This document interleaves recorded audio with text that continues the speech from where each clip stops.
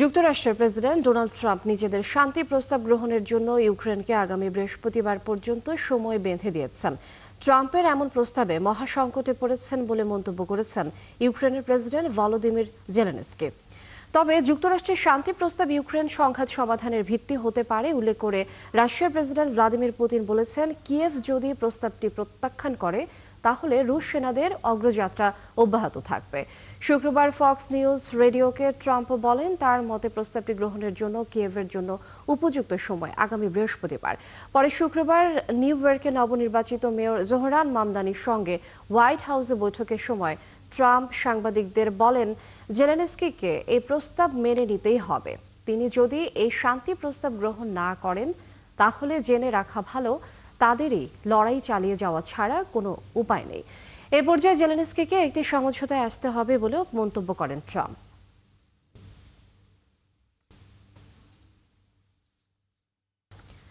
New York সিটির নবনির্বাচিত mayor Zohran মামদানির সাথে বৈঠককে দারুণ ও খুব ফলপ্রসূ বলে আখ্যায়িত করেছেন মার্কিন প্রেসিডেন্ট ডোনাল্ড ট্রাম্প। শুক্রবার ট্রাম্পের ওভাল অফিসে বৈঠক করেন মামদানি ও ট্রাম্প। এই সময় ট্রাম্প মামদানিকে অভিনন্দন জানান। নিউ ইয়র্কে জন্ম নেওয়া ট্রাম্প তীব্র রাজনৈতিক মতভেদের পরও উভয়ের অভিন্ন অগ্রাধিকারের কথা তুলে ধরেন। তিনি বলেন, কয়েকটি বিষয়ে তাদের দৃঢ় মিল রয়েছে আর সেই বিষয়ে তারা কথা বলেছেন। ট্রাম্প আসন্ন মেয়রের প্রতি সদিচ্ছার ইঙ্গিতও দেন। ট্রাম্প বলেন, নিউ ইয়র্কবাসী সত্যি দারুণ এক মেয়র পাবেন। ডেমোক্রেটিক সোশ্যালিস্ট মামদানি চলতি মাসের শুরুতেই নিউ ইয়র্ক সিটির মেয়র নির্বাচিত হন। এর আগে নির্বাচনী প্রচারণার সময় ট্রাম্প ও মামদানি দুজনই একে অপরকে কটাক্ষ করেছিলেন।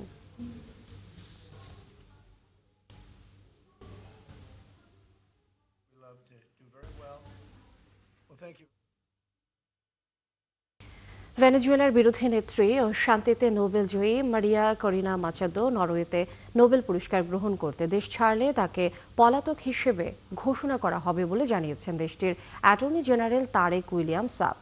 বৃহস্পতিবার এএফপিকে সাব বলেন, মাচাদোর বিরুদ্ধে ষড়যন্ত্র, ঘৃণা উস্কে দেয়া এবং সন্ত্রাসবাদ সংক্রান্ত কর্মকাণ্ডের তদন্ত চলছে। পাশাপাশি ক্যারিবীয় অঞ্চলে মার্কিন সেনা মোতায়েনের প্রতি তার সমর্থনের অভিযোগও খতিয়ে দেখা হচ্ছে। এর আগে মাচাদো নোবেল পাওয়ার পর নরওয়েতে দূতাবাস বন্ধ করে দেয় মাদুরো সরকার। এবার অ্যাটর্নি জেনারেলের দাবি, তার বিরুদ্ধে একাধিক ফৌজদারি মামলার তদন্ত চলমান থাকায় দেশ ত্যাগ করলে তাকে পলাতক গণ্য করা হবে। এদিকে বর্তমানে দেশে আত্মগোপনে থাকা মাচাদো জানিয়েছেন, আগামী 10 ডিসেম্বর অসলোতে নোবেল শান্তি পুরস্কার নিতে যেতে চান তিনি। এবছর নোবেল শান্তি পুরস্কার দেওয়া হয় মাচাদোকে। গত অক্টোবর মাসে এই পুরস্কার ঘোষণা করা হয়।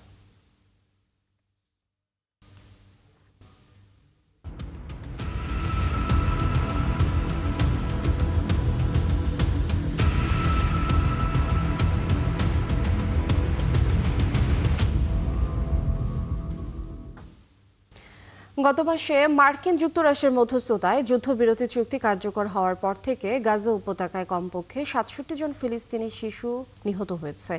জাতিসংঘের শিশু তহবিল ইউনিসেফ এ তথ্য জানিয়েছে। শুক্রবার জেনেভায় এক সংবাদ সম্মেলনে ইউনিসেফের মুখপাত্র রিকার্ডো পিয়ার্স জানান, সবশেষ বৃহস্পতিবার গাজার দক্ষিণাঞ্চলীয় শহর খান ইউনিসে বিমান হামলায় নিজ বাড়িতে এক মেয়ে শিশু নিহত হয়। ইউনিসেফের মতে ২০২৩ সালের অক্টোবর থেকে চলমান ইসরায়েলি সহিংসতায় গাজায় ৬৪,০০০-এর বেশি শিশু নিহত হয়েছে।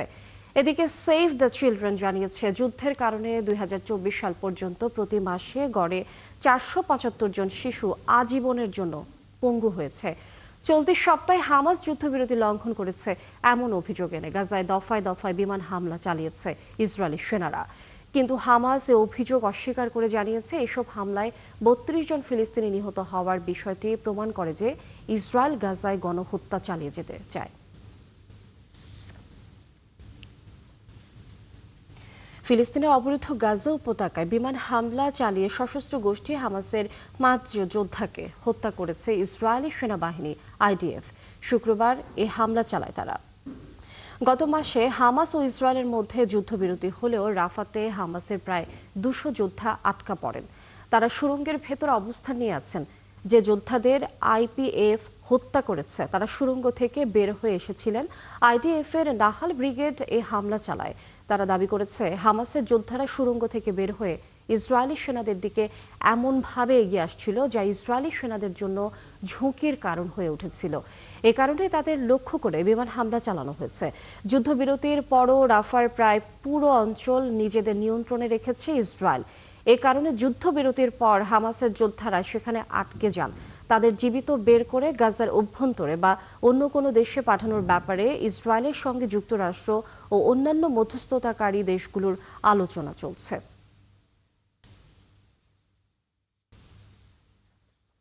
ফিলিস্তিনের অধিকৃত পশ্চিম তীরে ফিলিস্তিনিদের উচ্ছেদ করে যুদ্ধাপরাধ করেছে ইসরায়েল, এমন মন্তব্যই করেছে যুক্তরাষ্ট্রভিত্তিক বৈশ্বিক মানবাধিকার সংস্থা হিউম্যান রাইটস ওয়াচ HRW। সংস্থাটির এক প্রতিবেদনে বলা হয়েছে, দখলকৃত পশ্চিম তীরে সামরিক অভিযান চালিয়ে 3টি শরণার্থী শিবির থেকে প্রায় 32,000 ফিলিস্তিনিকে জোর করে উচ্ছেদ করেছে ইসরায়েল, যা আন্তর্জাতিক আইনের লঙ্ঘন এবং যুদ্ধাপরাধের পর্যায়ে পড়ে। বৃহস্পতিবার প্রকাশিত প্রতিবেদনে সংস্থাটি ইসরায়েলের কথিত অপারেশন আয়রন ওয়াল এর বিশ্লেষণ তুলে ধরে। ফিলিস্তিনিদের লক্ষ্য করে চালানো এই বৃহৎ সামরিক অভিযান 21 জানুয়ারি জেনিন শরণার্থী শিবিরে শুরু হয়। পরে তা তুল কারেম, নূর শামস সহ দখলকৃত পশ্চিম তীরের উত্তরাঞ্চলের আরও বেশ কিছু এলাকায় ছড়িয়ে পড়ে। HRW এর হিসাব অনুযায়ী এসব অভিযানের ফলে 3টি শিবিরের প্রায় 32,000 বাসিন্দা এলাকা ছেড়ে যেতে বাধ্য হয়, যা 1967 সালের পর পশ্চিম তীরের সবচেয়ে বড় উচ্ছেদের ঘটনা।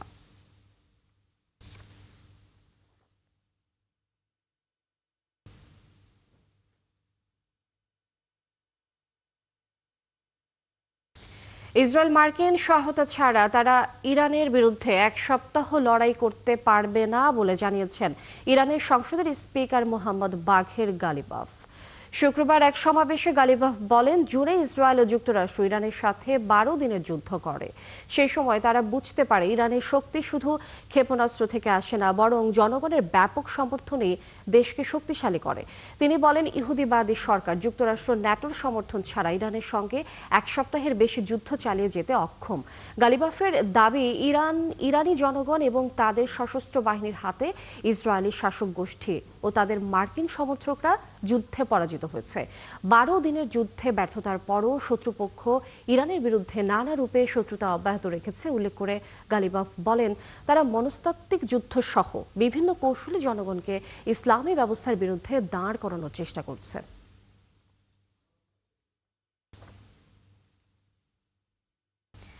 ইন্দোনেশিয়ায় ভূমিধসে নিহতের সংখ্যা বেড়ে 30 জনে দাঁড়িয়েছে, নিখোঁজ রয়েছে কমপক্ষে 21 জন।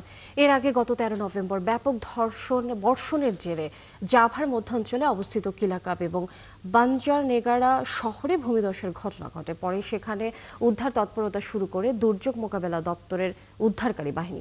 বৃহস্পতিবার পর্যন্ত উদ্ধারকারী বাহিনী বাঞ্জারনেগারা শহরের ভূমিধস কবলিত এলাকা থেকে 10 জনের মরদেহ উদ্ধার করে। বাকি 20 জনের মরদেহ উদ্ধার করে কিলাকাপ শহর থেকে।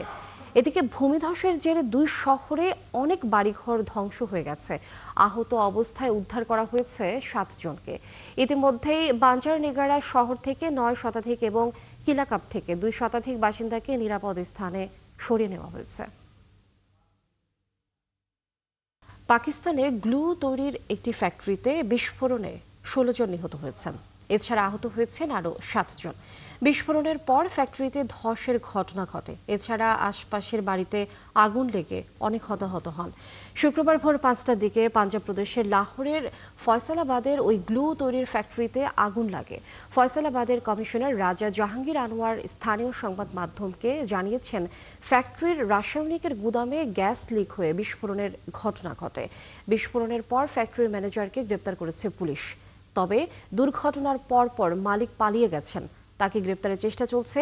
বিস্ফোরণের শক্তি এতই বেশি ছিল যে এটির প্রভাবে ফ্যাক্টরি সহ আশপাশের কয়েকটি বাড়ির ছাদ উড়ে যায়।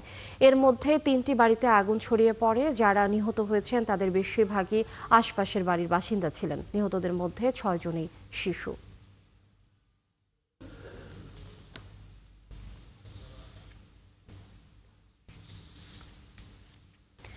পাকিস্তানের উত্তর পশ্চিমাঞ্চলীয় প্রদেশ খাইবার পাখতুনখোয়ায় সেনা পুলিশ যৌথ নিরাপত্তা বাহিনীর 2 দিন ব্যাপী একাধিক পৃথক অভিযানে নিহত হয়েছে দেশটির নিষিদ্ধ রাজনৈতিক গোষ্ঠী তেহরিক-ই-তালিবান পাকিস্তান টিটিপির 30 জন সদস্য। পাকিস্তানের সেনাবাহিনীর আন্তঃবিভাগ সংযোগ দপ্তর ISPR বৃহস্পতিবার এক বিবৃতিতে নিশ্চিত করেছে এ তথ্য। বিবৃতিতে বলা হয়েছে, গত 18 এবং 19 নভেম্বর অর্থাৎ সোম এবং মঙ্গলবার খাইবার পাখতুনখোয়ার লাক্কি, মারাওয়াতি, মোহাম্মদ, ট্যাঙ্ক এবং কুররম 4 জেলায় অভিযান চালিয়েছে সেনা পুলিশ যৌথ বাহিনী। সবচেয়ে বেশি সংখ্যক সন্ত্রাসী নিহত হয়েছে কুররম জেলা 12 জন। গোয়েন্দা তথ্যের ভিত্তিতে সাম্প্রতিক অভিযান পরিচালনা করা হয়েছে উল্লেখ করে বিবৃতিতে ISPR বলেছে, নিহত এই সন্ত্রাসীরা ফিতনা আল খারিজির দুটি গ্রুপের।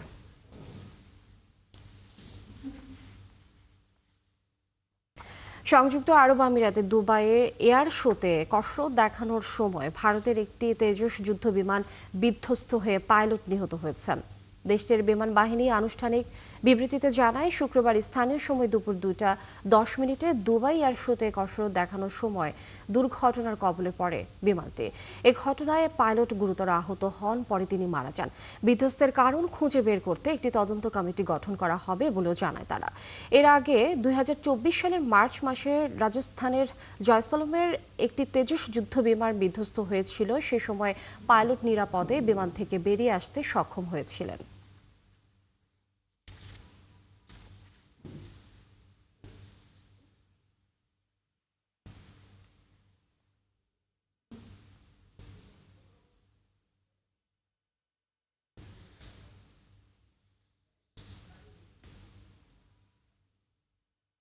যুক্তরাষ্ট্রে বর্ণবাদ ও জাতিগত বিদ্বেষের শিকার হচ্ছেন দেশটির শীর্ষ পদে কর্মরত ভারতীয়রা। কেন্দ্রীয় তদন্ত ব্যুরো FBI এর পরিচালক ক্যাশ প্যাটেল, মার্কিন রাষ্ট্রদূত নিকি হ্যালি, সাবেক প্রেসিডেন্ট পদপ্রার্থী বিবেক রামস্বামী সহ অনেকেরই এক্স অ্যাকাউন্টের বিভিন্ন পোস্টের মন্তব্যে বিদ্বেষ ছড়াচ্ছেন উগ্র ডানপন্থী ধর্মগুরুরা।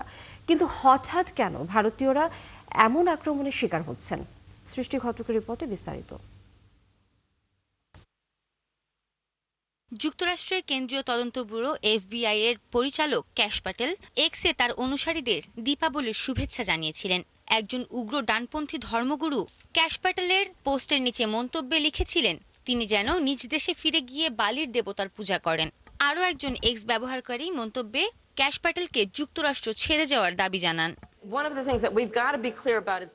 জাতিগত বিদ্বেষের একই ধরনের শিকার হয়েছেন জাতিসংঘে নিযুক্ত সাবেক মার্কিন রাষ্ট্রদূত নিকি হ্যালি, সাবেক প্রেসিডেন্ট পদপ্রার্থী বিবেক রামস্বামী এবং সিভিল রাইটস বিষয়ক সহকারী attorney general Harmeet Dhillon. White House, পররাষ্ট্র দপ্তর এবং টেক্সাস ও আরকানসাসের গভর্নরের দীপাবলি সংক্রান্ত পোস্টেও একই ধরনের বিদ্বেষমূলক মন্তব্য দেখা গেছে।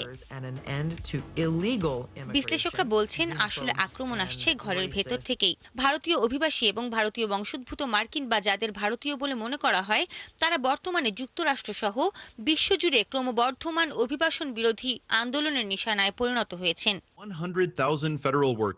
অনলাইনে ভারতীয় অভিবাসী বিরোধী বিদ্বেষের সবচেয়ে নিয়মিত নিশানা হল H-1B ভিসা কর্মসূচি। এই ক্যাটাগরির ভিসার প্রধান সুবিধাভোগী হচ্ছেন ভারতীয় নাগরিকেরা। ট্রাম্প সমর্থক শিবিরের মধ্যে এই ভিসা নিয়ে বিভেদ সৃষ্টি হয়েছে। বর্তমানে চরম ডানপন্থী অ্যাকাউন্টগুলো ভারতীয় অভিবাসীদের নিয়মিতভাবে প্রতারক হিসেবে তুলে ধরছে। তাদের অভিযোগ, এসব ভারতীয় তাদের যুক্তরাষ্ট্রে উচ্চ বেতনের চাকরি থেকে বঞ্চিত করছে। এজন্য তারা এদের নির্বাসনের দাবি জানাচ্ছেন। পিউ রিসার্চ সেন্টারের তথ্য মতে, ভারতীয় অভিবাসী ও ভারত বংশোদ্ভূত মার্কিনরা যুক্তরাষ্ট্রের সর্বোচ্চ উপার্জনকারী জাতিগোষ্ঠীগুলোর মধ্যে অন্যতম। তারা মার্কিন সরকারের উচ্চ পদে আসীন হয়েছেন এবং শত শত কোটি ডলারের কোম্পানির CEO হয়েছেন। গণমাধ্যম, বিনোদন, প্রযুক্তি, ব্যবসা, চিকিৎসা এবং শিক্ষাক্ষেত্রের সর্বোচ্চ স্তরে তাদের উপস্থিতি রয়েছে। বিশ্লেষকরা সতর্ক করেছেন, ধনী ভারতীয় মার্কিনদের প্রতি দীর্ঘদিনের এ ক্ষোভ এখন পুরো সম্প্রদায়ের প্রতি বিদ্বেষে পরিণত হচ্ছে। এর ফলে বাস্তব জগতে সহিংসতা ছড়িয়ে পড়ার ঝুঁকি রয়েছে। সৃষ্টি ঘটক, ৭১। ট্রাম্পের কঠোর বাণিজ্য নীতির মধ্যে যুক্তরাষ্ট্রে বেড়েছে বেকারত্বের হার। আবার এই সময়ের মধ্যেই 1 লাখেরও বেশি নতুন কর্মসংস্থান সৃষ্টি হয়েছে। এদিকে ব্যাপক হারে সরকারি কর্মী ছাঁটাই ও প্রেসিডেন্ট ডোনাল্ড ট্রাম্পের আমদানির উপর ধারাবাহিক শুল্ক বৃদ্ধির কারণে শ্রম বাজার দুর্বল হতে শুরু করেছে। বিস্তারিত শারমিন স্বপ্নার প্রতিবেদনে।